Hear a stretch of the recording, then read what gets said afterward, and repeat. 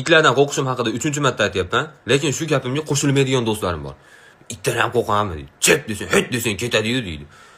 U eshitmasa-chi, chep deganimni. Qulog'i kar it bo'lsa-chi, dadasi bilan ayasi qandash bo'lsa-chi, qulog'i mundayroq bo'lsa-chi uni. To'g'rimi? U men ko'rmaganman hech qachon it haligi lordan hamma yo'g'i mo'tadil degan dokumenti bor itni. Unaqa it yo'q. Itni o'rniga timsohdan qo'rsang yarashadi deydi. Timsohdan bilmadim-u. Bizning mahallada timsoh boqmaydi hech kim. Bilmasam nimaga ekan. Timsoh boqishmaydi qandaydir. Timsohni agar timsoh bilan meni fanstrecham bo'lishi peshanamga yozilgan bo'lsa, men qachondir pul to'lab timsoh yashaydigan joyga borishim kerak. Men bormay hech qachon. Timsoh unaqa tez ham yurmaydi. O'zbekistonda timsohga oid eng qimmat eshitishingiz mumkin bo'lgan narsa bu timsohli pijak.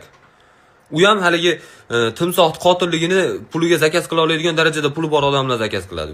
Men qada unaqa materiallar, men eshitgan eng qimmat material pombal qut. U timsohli material, oho,